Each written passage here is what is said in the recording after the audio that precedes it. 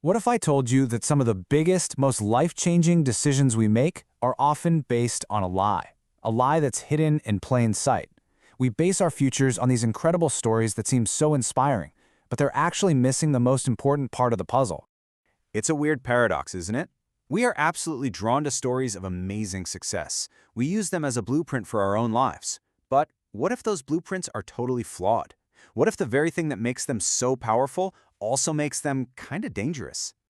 You've heard this one a million times, right? We talk about tech legends like Bill Gates and Mark Zuckerberg, not just for what they built, but for the fact they dropped out of Harvard to do it. The message feels so clear. College is for regular people. Real legends go their own way. And then there's the whole gospel of hustle culture. Every business podcast has some founder who slept like 4 hours a night, sacrificed everything, and just willed their company into being. The lesson seems to be that extreme, nonstop work is the only surefire way to get to the top. And of course, you see it in the world of fitness. Your social media feed is just this endless parade of incredible before and after photos. The evidence looks overwhelming. Hundreds of people have completely transformed their lives with this one diet. It has to work, right? I mean, look at all the proof. Well, it turns out all three of these incredibly powerful stories are driven by one single sneaky mental error: survivorship bias. It's what happens when we make our decisions by looking only at the winners, the success stories, the survivors, while completely ignoring the failures because, well, they vanished. They're invisible. We're basically analyzing a filtered reality, and it messes up our perception of everything.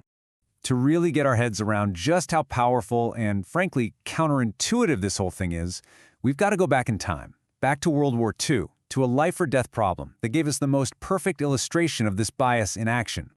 So picture this. American bombers were getting shot down over Europe at a terrifying rate.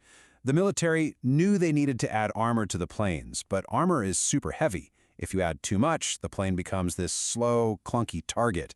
They had to be smart about it, reinforcing only the absolute most critical parts. So the engineers did the logical thing. They meticulously studied every single plane that actually made it back from a mission. They mapped out every bullet hole, trying to find a pattern to see which areas were getting hit the most often. The question for them was, okay, based on this data, where do you put the extra armor? And the pattern seemed crystal clear. The wings, the tail, the main body of the plane, they were absolutely riddled with bullet holes. But the engines, they were almost untouched. So the conclusion felt like a no-brainer. Put the armor where the planes are getting hit. But then this statistician, Abraham Wald, he looked at the exact same data and came to a completely opposite and honestly what sounded like an insane conclusion. He told the military they were about to make a huge, fatal mistake. The armor, he said, doesn't go where the bullet holes are. It goes where the bullet holes aren't. And this just brilliantly nails the whole idea of survivorship bias. Wald realized the military was only looking at the survivors. The bullet holes on those returning planes, they didn't show the most vulnerable spots. They showed where a plane could get hit and still manage to fly home. The absence of holes on the engines told the real story. Any plane that got hit in the engine, well, it never came back. They were the invisible failures, the missing data that held the actual key to the whole problem. Wald's insight saved countless lives. And believe it or not, that exact same logic applies to us right here, right now. This bias isn't some old historical footnote. It's actively shaping our career choices, our health, and our finances every single day.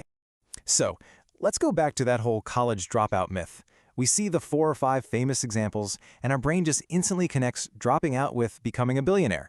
We're basically looking at the planes that came back with holes in their wings and thinking that's the secret sauce. But what about the planes that didn't come back? I mean, there are roughly 40 million Americans who have some college credits but never actually finished their degree. When you look at that massive, invisible graveyard of people, the success rate of those famous dropouts is about, well, it's about this. It's basically a rounding error. And here's the real kicker. When you look at the complete data set, the survivors and the non-survivors, the story completely flips on its head. Statistically speaking, college graduates earn way more over their lifetimes and face much lower rates of unemployment. That whole dropout story is a textbook case of survivorship bias. This bias is also the entire business model for the social media fitness world. We are just bombarded with the survivors, those amazing transformations that seem to prove that one specific diet or workout is some kind of miracle cure. But again, you have to ask yourself, where is the graveyard? What about all the people who tried it and failed? Well, the clinical studies show a much harsher reality. Something like 80% of people who lose a significant amount of weight will gain it all back within 5 years. But those people, they don't post after and before photos, do they? Nope. They just disappear from the story, leaving you with a totally skewed picture of what's likely to actually work. And it is the exact same thing with the just hustle myth in business. We hear the survivors crediting their 100-hour work weeks. But for every one of those success stories, there is a massive silent majority. Look at this. About 20% of small businesses fail in their first year. That jumps to 50% within 5 years. Do we really think it's because they just weren't working hard enough? Of course not. The graveyard is full of exhausted founders who worked just as hard, often sacrificing their health in the process. Success is a complicated mix of hard work, yes, but also timing, connections, and a huge amount of luck that the survivors often forget to mention. Okay, so this bias is clearly everywhere, and it feels like it's designed to mislead us. So what do we do about it? How can we actually train our brains to see the whole picture? Well, it all comes down to a pretty simple toolkit. This toolkit is super straightforward. First, whenever you hear an amazing success story, just immediately ask yourself, where is the graveyard? Who tried this and failed? What am I not seeing? Second, look for the base rate. Forget the anecdote for a second. What do the broad statistics say is the typical outcome here?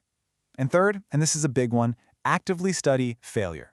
Postmortems of failed companies or stories of diets that didn't work are often way more useful than another story about success. So really, the most important shift you can make is in your focus. Instead of trying to just copy the advice of a single survivor, which is a sample size of 1, look for real research. Look for the studies that analyze both the winners and the losers, because that is the only place you're going to find the real patterns that actually separate the two. When it comes right down to it, it all circles back to this one powerful idea. Just because you can't see the failures doesn't mean they don't exist. Like those bombers with holes in their engines, the most important lessons are often hidden in the evidence that has completely disappeared. And here's the cool thing. Once you start seeing the world this way, you really can't unsee it. You start to question the advice you get, the ads you see, the stories you're told. So the question I'll leave you with is this. Now that you know the secret, what decisions in your life might be based on seeing only the survivors? What invisible graveyards are you going to start looking for? If you learned something new today, please give this video a like. And to watch more videos like this every week, please subscribe to Thinking Mind channel.